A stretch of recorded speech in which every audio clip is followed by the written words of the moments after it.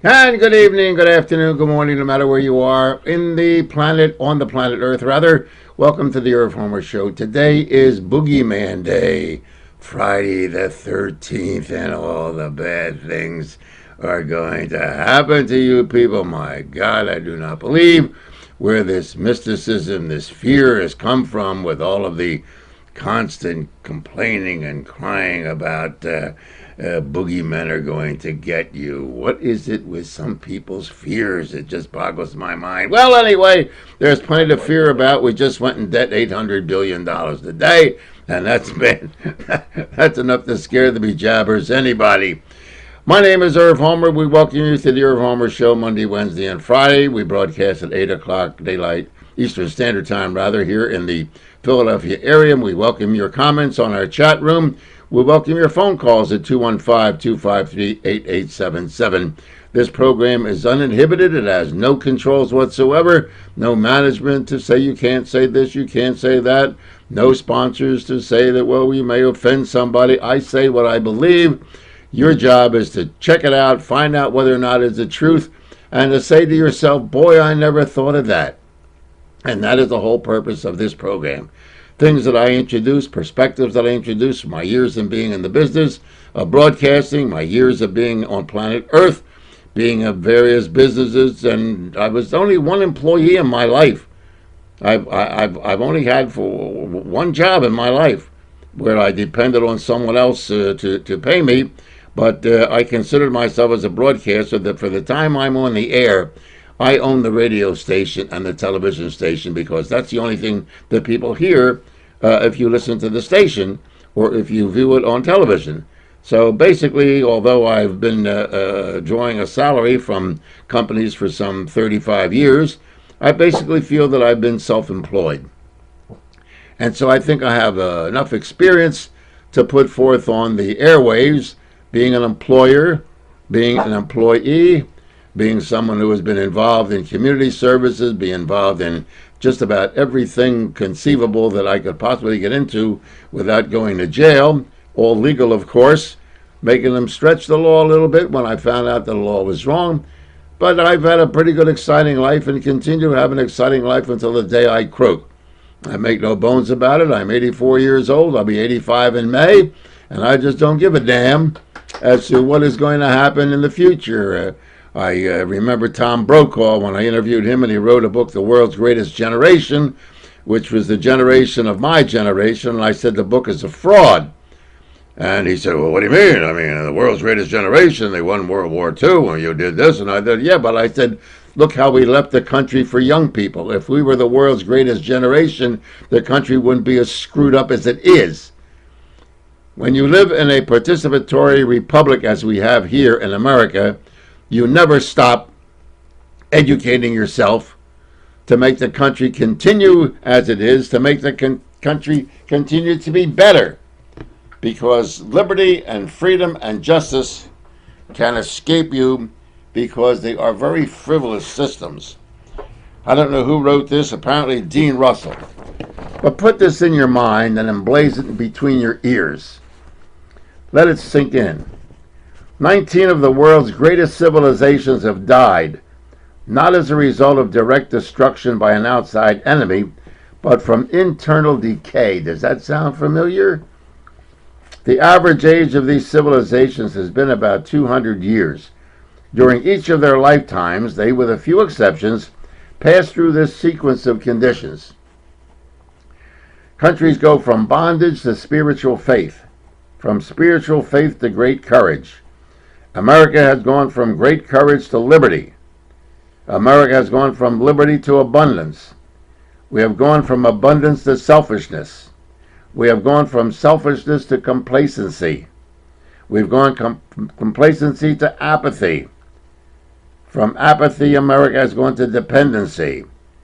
While under this administration, dependency will place us back in bondage. America, ladies and gentlemen, is over 200 years old, and the question is, where do we stand at this point? Tonight I will point out some frauds of those in the broadcasting media.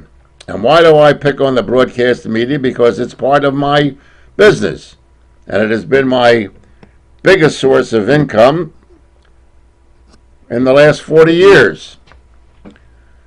And reviewing the lies and the deception and the bullcrap that goes out over the airwaves with this stimulus and bailout package, I felt it was time for me to let you folks know exactly why what you listen to on radio, what you listen to on syndicated talk radio, what you listen to and view on television, both right and left, is all a bunch of crap.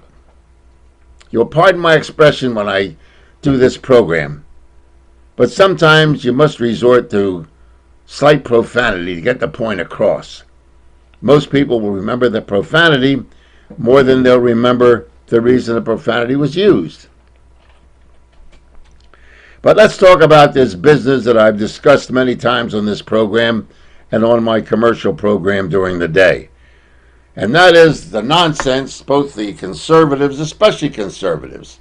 Now, liberals are nuts. We know that. We know that liberals are self-satisfying folks who have no answers to anything other than they have a specific agenda for their particular cause. That's not an all-inclusive tent. They don't generalize. You have the women's movement, you have the black movement, you have the Hispanic movement, you have the Jewish movement, you have the Catholic movement. You have all of these movements under the liberal tent that never coalesce. You try to grab a hold of liberalism, and it's like trying to make a ball out of Jell-O. You can't do it. Keep slipping through your hands. But the conservative windbags that are on radio and television today are fake, phony frauds. And how they enjoy, well, I can understand how they enjoy the popularity that they do, is because they're asses that never challenge them or can never get through to them. Now, we have heard constantly of the opposition to the stimulus bill and the bailout bill by the conservatives and the Republicans in Congress.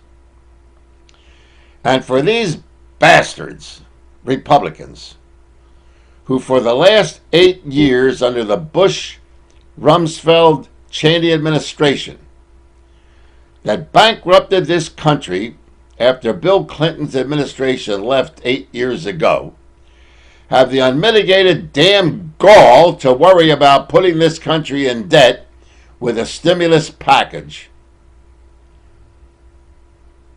How dare you Republicans? How dare you conservative bloviators, windbags,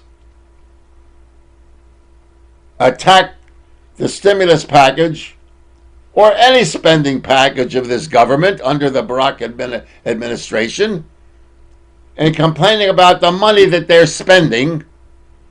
Oh, we don't know how we're going to pay it back. We don't know where the money's going to go. It's not a stimulus bill. It's not going to create jobs. Blah, blah, blah, blah, blah, blah. Well, what the hell did you Republicans under the Bush administration do for 8 years while you sucked the tank dry of money in Iraq and Afghanistan, Pakistan, and other damn frivolous ventures that you've managed to get 4,000 Americans killed? How dare you criticize spending, government spending money, when this administration, under the Bush administration rather, have pissed away more money than my dog does when it hits a fire plug? Have you people no damn shame? Has the Bush administration no shame? Has Cheney no shame? Has Rumsfeld no shame? Don't you conservatives have any shame whatsoever for the 8 years of that cowboy in the White House? You people have no shame whatsoever. You take a flag, you put it on your car, and you wave it at a parade, and you think you're a patriotic American. And you sit and criticize liberals because the liberals won. What the hell do you think John McCain and Sarah Palin would have done had they been the president and vice president of the United States? Did you Republican conservatives have a secret plan that you were going to straighten out the economy? If so, what the hell was it? I didn't hear it in the McCain speech. All I heard was a criticism of liberalism on the radio. And speaking of our servicemen and women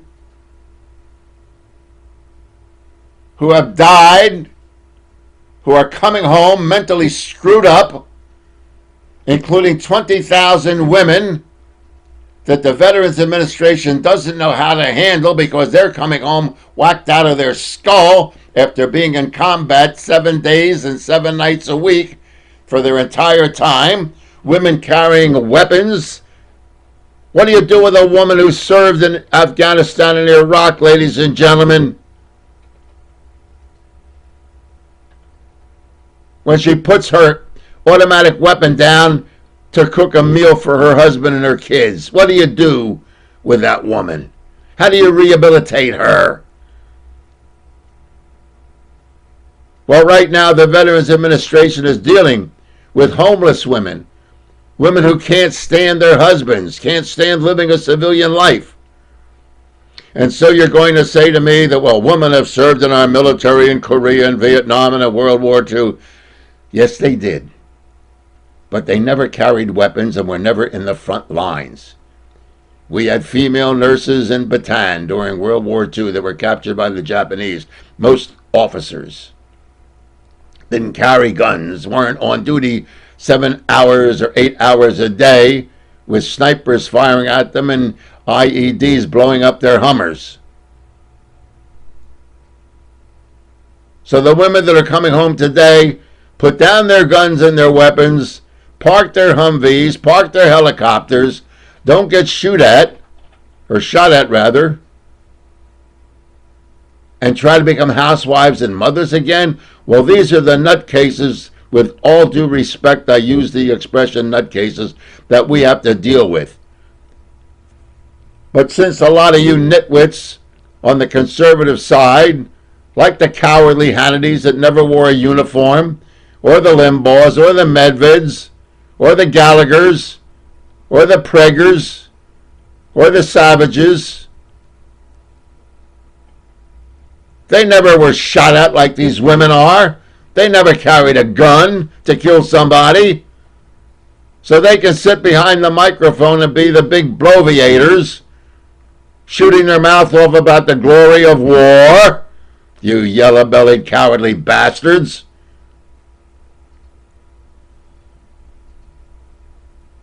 And so now the Barack Obama administration is going to reverse a policy that was established in 1991.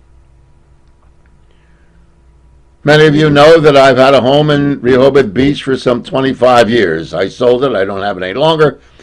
But it was a weekly excursion down to the summer house on the weekend, even in the wintertime, enjoying the pleasures of Rehoboth Beach. In the wintertime, it's a delightful place to be.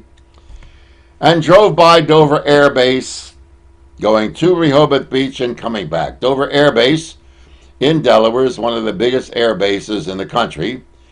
And that is basically the morgue for military dead. During the Vietnam War and the Korean War,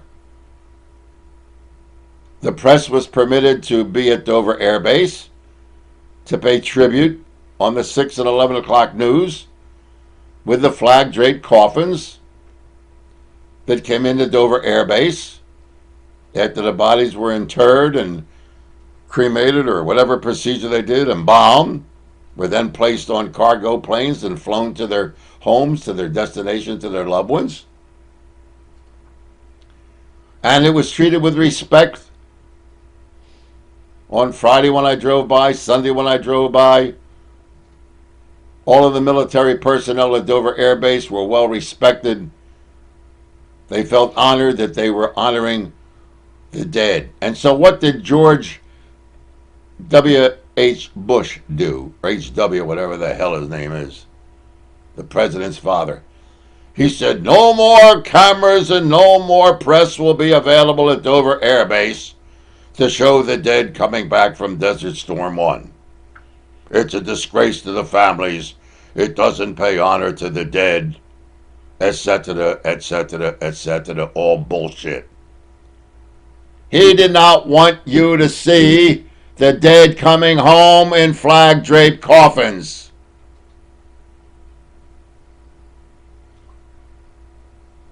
Under the Clinton administration, he changed the policy. However, there was no Desert Storm. So whatever servicemen came in were treated with respect. The news media was given opportunity. But since there was no war, there was no story. But George Bush Jr. decided to keep it secret. So we never saw the dead coming home from Iraq and Afghanistan. It was an embarrassment to the Bush administration. He wanted it to be a glorious war, mission accomplished, bring it on. Remember that creep Bush? Bring it on. Well, to you phony conservatives out there who supported this insane war that has bankrupted the country, they brought it on, man. They brought it on and killed and are still killing our troops. Thank you, George Bush, while your ass is sitting comfortably in Texas kicking horse shit and cow shit all over your ranch. You're a pilot, Mr. Bush. Why don't you volunteer, go back on active duty and fly over there with a helicopter? I have a friend of mine that flies into Baghdad airport at least once a month. I was with him Monday night of this week. He was a Navy pilot that flew with John McCain. Very interesting guy. Lives in Florida at the present time.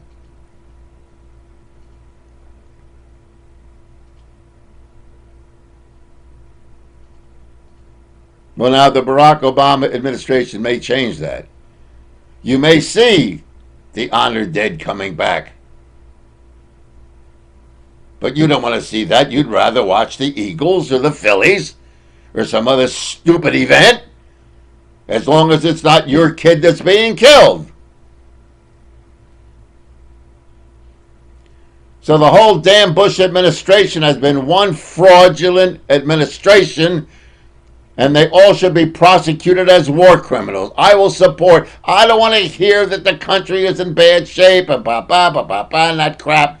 If you're a criminal and the criminal charges are legal, constitutional, and legitimate to bring the Bush administration to trial, so let it be. This country can sustain getting rid of the scum of that administration that has conned the American people for 8 years and bankrupted it.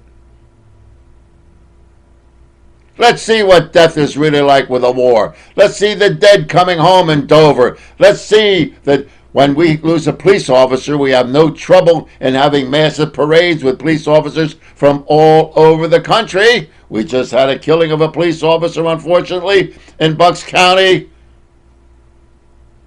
Young man with, I think, 3 children or 2 children. A tribute and honor was paid to him. They didn't hide it.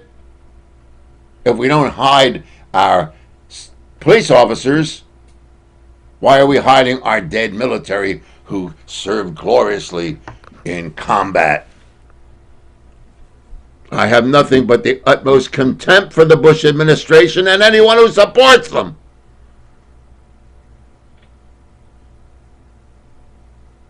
And I hear all of this nonsense going on. Well, let me tell you why, in my opinion, the Democrats and the Republicans both, mostly the Republican conservatives though, who are screaming about the high cost of the stimulus package and of the bailout. Why don't you windbags like Limbaugh and like the other ones that I had mentioned? I use him because he's a drug addict, and I love to pick on drug addicts who have suddenly become reformed. This bastard Limbaugh, until he got caught, for those of you who are just new listeners of his, don't remember the explanations of Mr. Limbaugh of what to do with drug users until he got his little ass caught. He wanted them to put in solitary confinement. He wanted them removed. They were the scourge of society. Whether they were drug addicts on legitimate drugs or illegal drugs, didn't make any difference to him. You were a junkie, and that's what you were. But now Mr. Limbaugh got his ass caught for being a drug user, went into rehabilitation for 30 days, and now comes back as the golden. Never heard him talk about drug use since he got off the drug. Since he went through. Have you ever heard him talk about it? That phony, fat, cigar-smoking bastard. And the Boobuses love him. Never criticize him. And if the president wants to criticize him, let him do it with some brains. Barack Obama is the dumbest idiot because you never attack a guy with a microphone as a politician.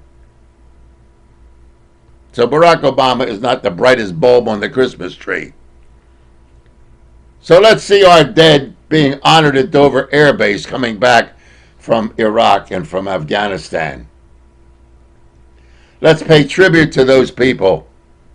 Let their families get the recognition that they deserve. Now I'll go into why they're fake, phony frauds. There has been a party, a political party in this country for years called the Libertarian Party. I am a strong proponent of libertarianism. Not conservatism, which is a phony, or liberalism, which is a phony, but libertarianism.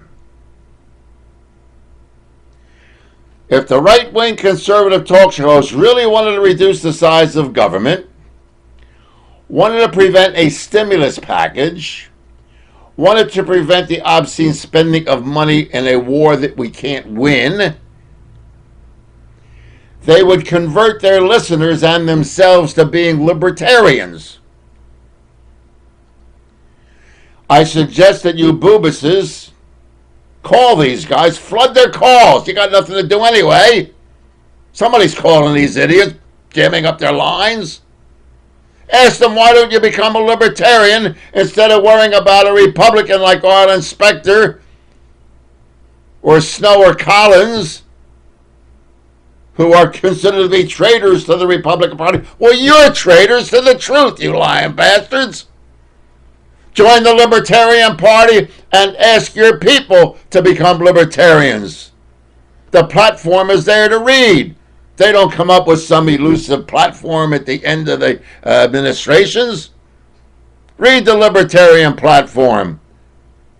Had there been a Libertarian in the White House, there wouldn't have been a Clinton disaster. There wouldn't have been a Bush Sr. disaster. There wouldn't have been a Bush Jr. disaster. Because the Libertarian Party doesn't believe in excessive spending. It doesn't believe in getting engaged in foreign wars that you can't win. It doesn't believe in taxation, even though you do have representation. They don't believe in a bloated government that has more agencies than are needed. It believes in transparency. Everything that these windbag bastards on radio are talking about is in the Libertarian Party, but they're passing themselves off as conservative Republicans. You're tired of big government. You're tired of wasteful spending. You're tired of getting involved in foreign affairs that is none of our damn business. If you're interested in bringing industry back to America, if you're interested in the working man getting a decent salary, if you're interested in taking care of yourself, if you're interested in letting business operate honestly in America to make a legitimate profit so that the executives can receive a fair compensation, then join the Libertarian Party. But don't masquerade to me as a conservative Republican, and don't masquerade to me as a fiscal responsibly Democrat, because you're all phonies. There should be a movement in America right now to sweep the Democrats and the Republicans out of office. So I submit to you, read the Libertarian platform. Find out what it's like to be a responsible person yourself. And the government will not cater to your wants and desires and frailties. It'll put the responsibility on you where it belongs. It's not the government's responsibility to give you Social Security. But you know why? Why was Social Security even invented? Who came up with the idea of Social Security and why? But you don't know any conservative who's willing to send his check back, do you? Oh, you'll bitch about the size of government. You don't send your check back, though, do you? Have you ever called your congressman or senator and said, you know what? I think Social Security should be eliminated altogether. There should be no such thing as unemployment compensation. You lose your job on Monday, get your ass out looking for another job on Tuesday.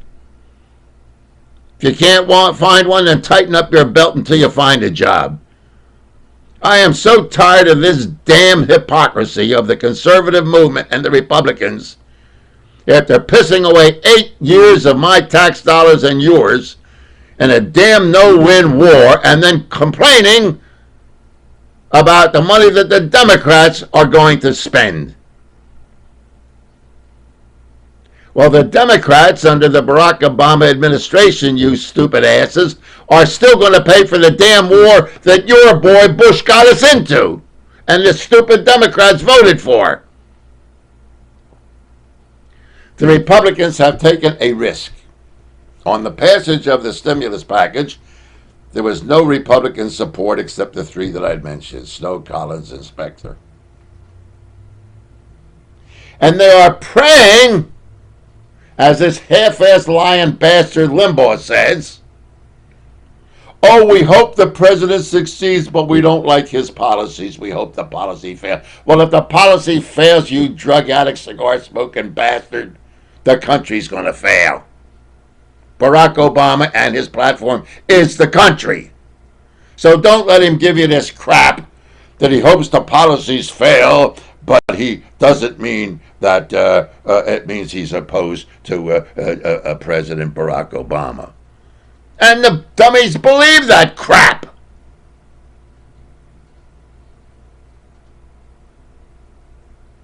The day that Rush Limbaugh, the day that the Conservative Party says we've had enough of Republicans squandering money on wars we can't win, the day that these windbags say that they're tired of Barack Obama and his stimulus package, which is going to put the country more in debt and become libertarians, will be the day that I will respect them. Up until then, they're nothing but verbal whores, feeding at the public trough through ignorant listeners and ignorant sponsors. If you don't know anything about liberalism, there's plenty of literature available on the computers, in the libraries, about what libertarianism is. There are plenty of libertarian chapters throughout the country. Yes, my dear friends, there is a way to change this country, but it's not through Democrats, and it sure as hell isn't through Republicans. You want to change America? Make America libertarian. And the Libertarian Party's first platform is America and its people. Not illegal immigrants, not bloviators lying to you people, not con jobs, and above all, not hypocrisy. I am so tired of you phony. The liberals, as I said, are fragmented. Each one has a separate agenda. But you conservatives are so damn hypocritical. You Republicans are such a horse's ass party right now, carrying the banner of conservatism is enough to make a sane person like me crazy. And boobus followers of these nitwits can't see it, and they can't get through to challenge these people. And that's the part that is more difficult than anything else. It boggles my mind. There ain't a dime's worth of difference between the Republicans and the Democrats, not a dime's worth of difference. To be redundant, for 8 years, the Republican Party with the Bush supporters threatening and intimidating the Democrats that if you don't vote for the war, you're against our servicemen. You heard that crap. And you heard that, well, I'm for our soldiers, but I'm not for the war. Well, that's as stupid as saying I'm against the stimulus package, but I'm not against the president. And you people believe it. That's the part that's frightening. You actually believe this crap. So conservative talk radio, conservative television are liars and frauds, should be arrested for perjury of the airways. And if you support Democrats or Republicans, you should be arrested for perjury of thought. You're against all the things, then join the Libertarian Party. Am I a member of the Libertarian Party? No, I'm a registered Republican. If we had an open primary in Pennsylvania, I would register an independent.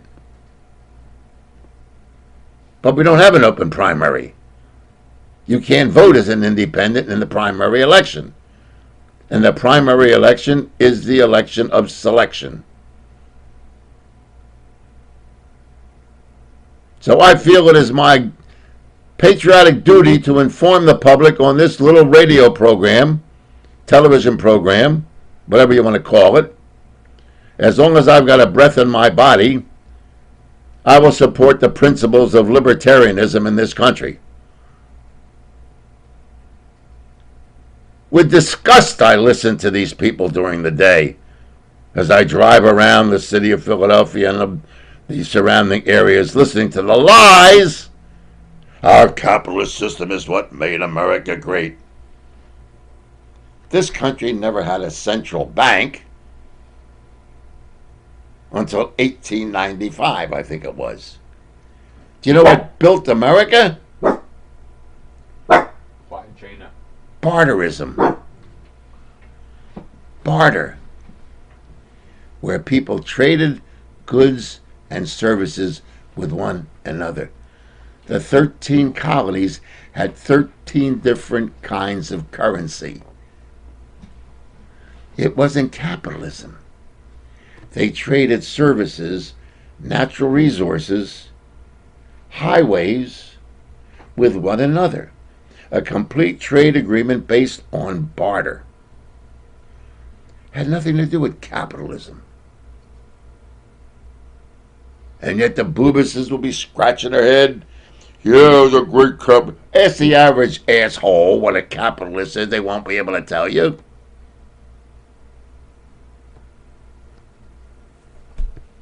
I will spend the rest of my living days, as long as these lying bastards are on radio or television, criticizing them, pointing out where they're liars, deceivers, where you people are stupid for not questioning their values, using your own head. You just boggle my mind. What the hell did you learn in school when you went? What the hell do you learn in college when you go to college? I interview young college graduates at the radio station. They don't know from shit. What are they teaching them? Who's teaching them? What kind of curriculum are they setting up to make this a continued great country? I don't have any idea. I certainly don't get it when I speak to college graduates or those who are going to college or universities. Oh, if they're going in for medicine, if they're going in for some other, fine, I can understand that. But what the hell else do they learn? I don't know.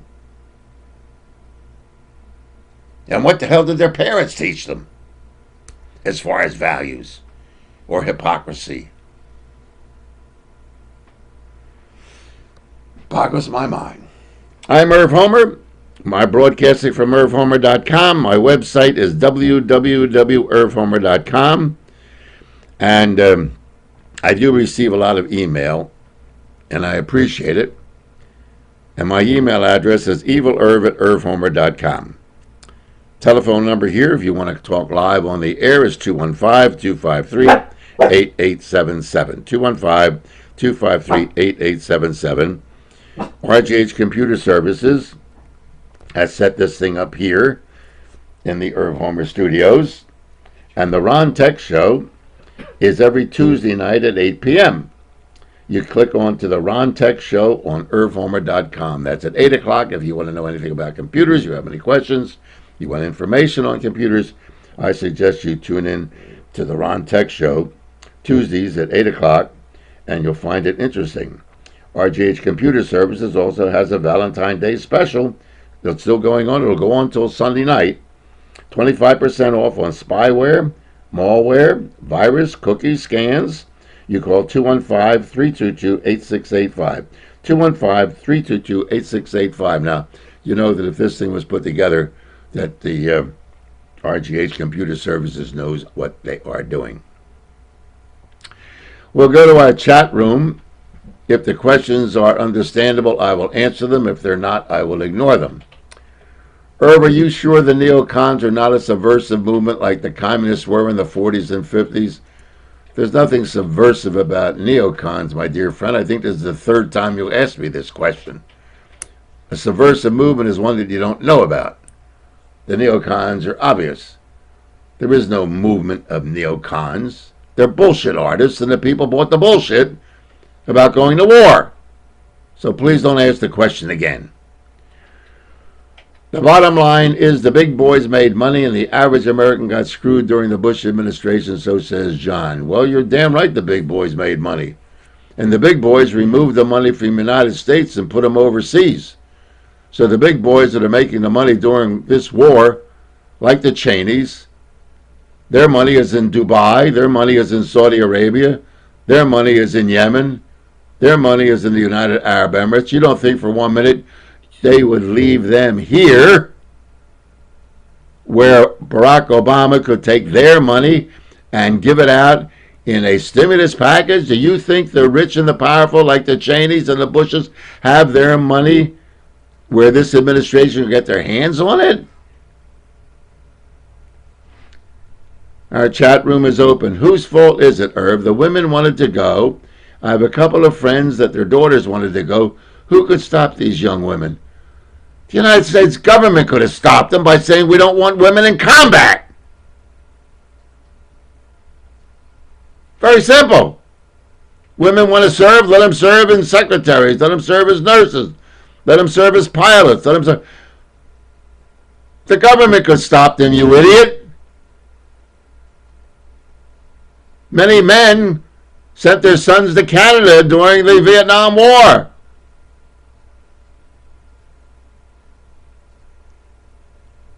So that is the reason, my dear friend. And that is how women could be stopped.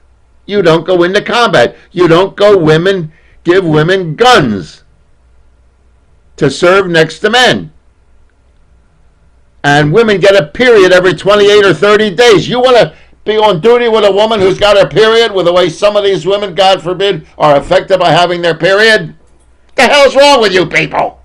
How do you get a dumb question like that? As long as there are boobies like that guy that put that question on my chat room, there is no hope for this country. How can you stop them? I don't get it. I'm writing a book called I Just Don't Get It. Hi, Irv. What do you think of the Vince Fumo trial? I think Vince Fumo right now is the biggest damn wimp of a human being, a disgrace to manhood, from some of the statements that he's made. Like, quote, I wish I was never elected. Vince, if you're innocent, I'll go to bat with you all the way, but you know damn right well that you're not innocent of some of the charges that are against you. Stop acting like a goddamn pussy and be a man. You've got one of the best defense attorneys in the country, Dennis Kogan, who I know personally. You got one of the smartest guys, and if you're innocent of those charges, he'll find you innocent of them. But if you're guilty of them, you're going to take your licks. But stop being a damn pussy. I wish I was never elected. Well, then what the hell did you run for? I have no respect for Vince Fumo. I have no respect for the people who lived off of the graft and corruption that he's been guilty of, that he's being charged with.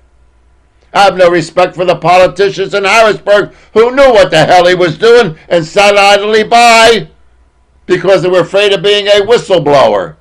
And if anyone did, if your representative would have gone to you at a town meeting and say, this is what the head of the Senate is doing, and I can't stand it, you wouldn't believe him. You wouldn't support him. You don't like whistleblowers. You don't like people who are willing to stand up and tell the truth.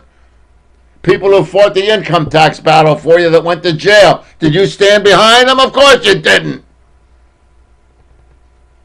Vince Fuma, you can't tell me that those people in Harrisburg that we sent there and paid their salary for and all their perks didn't know what the hell Vince Fumo was doing.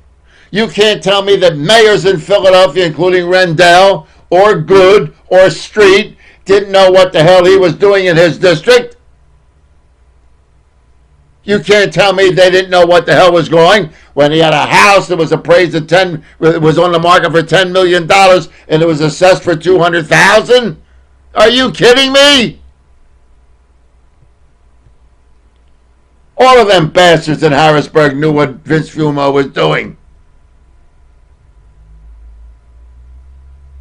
And now I'm sorry I was elected. Cut me a break, will you? Cut me a break. Isn't it sad, Irv, that these bastards are alive and Pat Tillman is dead? Well, I don't want the bastards to be dead. I want them to suffer. I want them to suffer the disgrace of being responsible for bankrupting this country, having the world disrespect us when at the end of the Clinton administration we were loved and admired as a country to be proud of. I want them to suffer the slings and arrows of outrageous criticism and disgrace. I don't want them dead. No, I want them to suffer. I want people when they walk down the street to turn their head away from them. I want the servicemen and women who come back with their legs off and their arms off, whacked out of their mind with delayed stress syndrome. I want them to go down and visit him at his ranch and see how they're received. Maybe he can teach them to ride a horse with one leg. If he was a real man, he would have a rehab center on his ranch. Invite the wounded servicemen down. Have an open house every day. Have a rehab riding academy. Equestrian therapy is great for people with one leg, no legs, paralyzed. So what the hell is he going to do? Go out giving speeches now for hundreds of thousands of dollars to hear the same bullshit that you got for nothing for 8 years. The Pat Tillman case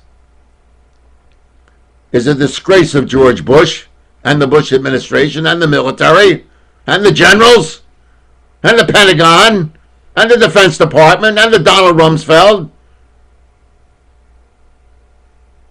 A brave professional football player gives up a budding career worth millions of dollars to enlist in the military, gets killed by friendly fire because of miscommunications, ladies and gentlemen, and then the lying bastard Bush administration comes up with some cockamamie story that he was killed by enemy fire, blah, blah, blah. All lies, you lying bastard Rumsfeld and Cheney and Bush.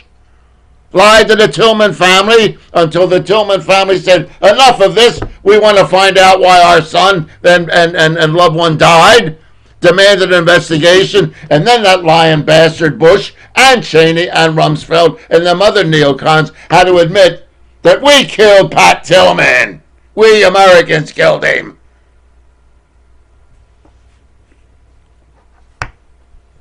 You think maybe the National Football League would put Pat Tillman in the Hall of Fame? As a brave young man who gave up a professional football career worth millions of dollars to serve in the military, put himself in combat and get killed? That would be a nice gesture, wouldn't it? To put him in the Hall of Fame? Posthumously? Would that be a nice gesture? Am I the only one who thinks about it? Can't these bastards that make millions of dollars in the National Football League pay tribute to one of their fallen?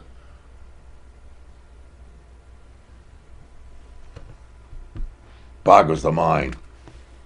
The Tillman story and many other stories of lies, deception, falsehoods, violating of Geneva Convention that the Bush administration is guilty of, and this pussy Barack Obama. We must let this pass. It would be detrimental if we indicted our former president and his colleagues and elected representatives. No, if they're guilty of anything, I want the bastards to go to jail. I don't care whether the president's not. I don't care who it is. You did a crime, you do the time. That's all. I'm tired of being lied at by government. I'm tired of being lied at by the IRS. I'm tired of being lied at by people on radio. And I'm tired of people who believe these lies. I'm Irv Homer. This is the Irv Homer Show, uninhibited. Comments that I give are my own comments. I don't receive any notes. I don't get any talking points from any political party. I do what I want you people to do. Between your ears, you'll find a thing called the brain. I want you to use it. I want you to think.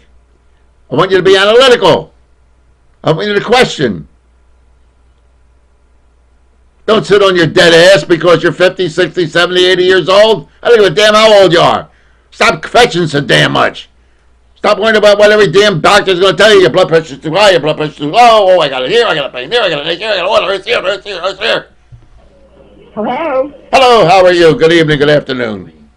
Oh, hi, Irv. I saw you still talking on the air. I didn't realize I was on with you. Yes, you are.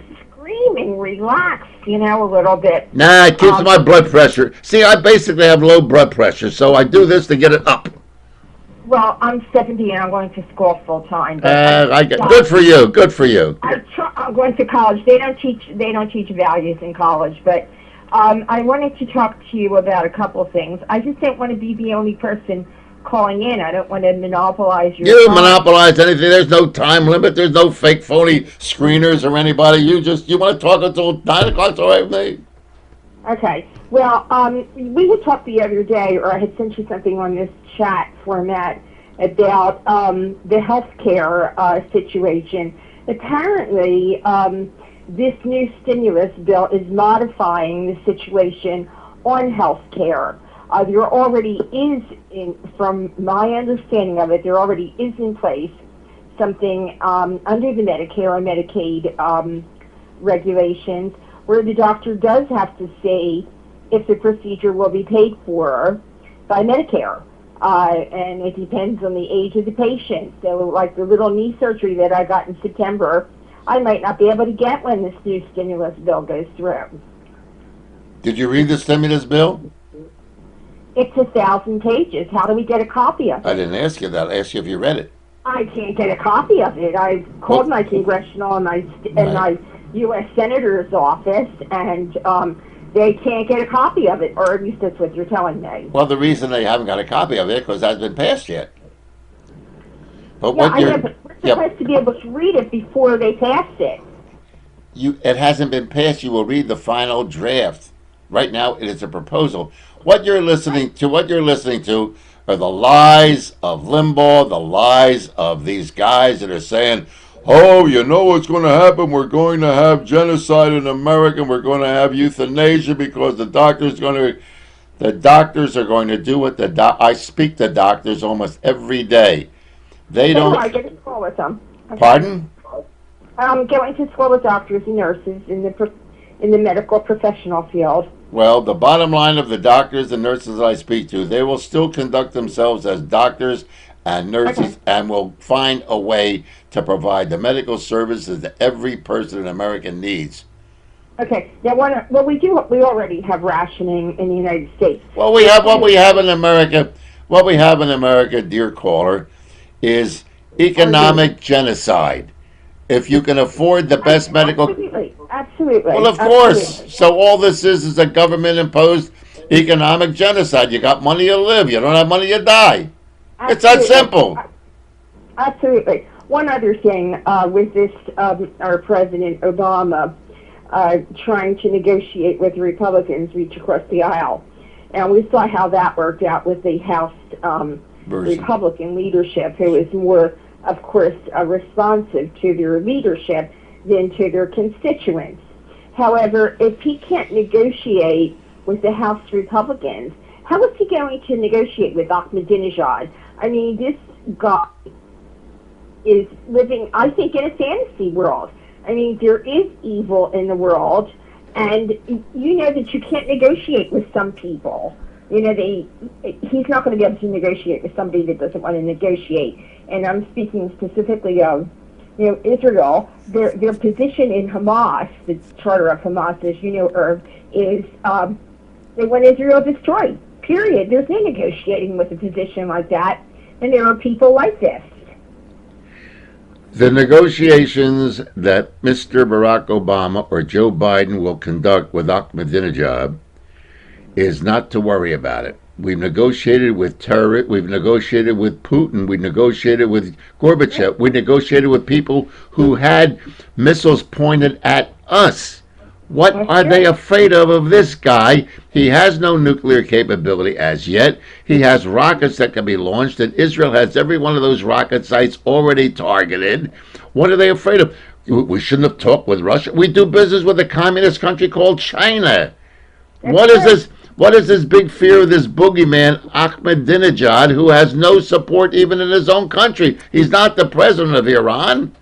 That's true. So what is there to be afraid of him? I guarantee you, whatever the president says, or if there is a negotiation with Ahmadinejad, Israel don't give a rat's behind. Israel will take Iran out when it poses a threat to Israel. United States don't have to worry about them having nuclear capability. So let them talk to them. So what? We spoke with Hitler. We spoke with Mussolini. We spoke with Tojo. We spoke with Ho Chi Minh. We spoke with every one of our enemies and knocked them out of the box. So I don't understand this big fear of talking with this guy. He's a win, but Irv, it's not a question of fear. It's a question of you can't negotiate with somebody who has a closed mind. And if they have a position, or there's no room. His position is against Israel, not against the United States. That's true. So we are a staunch ally of Israel. And Israel is a staunch ally of ours. But you must remember that the enemy, my enemy, doesn't necessarily have to be your enemy, and your friend doesn't necessarily have to be my friend, and that's the way international negotiations are conducted. Have no fear, my dear caller. If Iran ever becomes a potential threat in the Middle East, again, don't forget we have 130,000 troops there. We have 160,000 civilians there. If Iran poses a threat with any type of destruction, I guarantee you, Israel will take them out with our support. Thank you for calling here. Thank you, Arlene, for calling. Okay, bye. Bye-bye. On the chat room, I feel sometimes I'm going to lose my mind. I am so fearful that I'm waiting for the gun to be pointed at me personally, for I don't care about Republicans or Democrat Party, but I have to care. It's all I hear. But what will my friends listen to who lost their jobs this week? Well, they'll listen to the Republican bloviators, the conservatives on radio, who understand exactly what the problem is, and they are the ones that have the answers to everything. So if you're unemployed, call your Republican conservative representative, no matter who he may be, and say, I need help. I need help. Since you have a better plan, what is it? And don't live in fear, my dear friend. We're going to have to get together as families. Families are going to have to help other members of the family who are unemployed, who may lose their home. Families may have to double up. And wouldn't that be awful if families started living together with spare rooms in the house? Maybe children will have to come home to live with their parents because they can't afford to pay $1,500, $2,000 a month for an apartment or $2,700 a month for a mortgage. Won't it be awful if families are forced to live together until this crisis is over? My goodness gracious me. I remember a woman called me once on the air. She says, Herb, my unemployment compensation, I just can't make my car payment. I says, well, good. Take the trolley. We are spoiled, ladies and gentlemen. We went from liberty to abundance. You pull in your belt, you tighten up your bootstrap, and you pick yourself up and you start all over again. You must be prepared under a capitalist system to always be prepared to lose your job. There is no, you want security in life?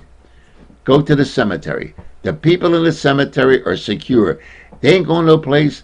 They ain't going to pay no taxes. You are not going to get security from another human being, and I don't care how good your boss is. Your boss is in business to make a profit and survive for him and his family, and your job is to do the best job you can. But we have come to the point where, as I said many times, show me an entitlement you don't want. We come to a country where we want an entitlement. We want something for nothing. We want our unemployment compensation. We want our Social Security. We want our aid to dependent children. We want our small business loans. We want our FHA mortgage. Well, hell, if you want everything from the government gave it to you. What are they bitching about? They're spending money. I don't get it. I don't get it. Am I the only person behind a microphone who talks like this? Don't you get it? Wouldn't it be awful if your kids had to come to live with you? Maybe grandmom and grandpa can't afford that 55 or older condominium or whatever the hell them things are called. I call them nothing but high-class apartment houses.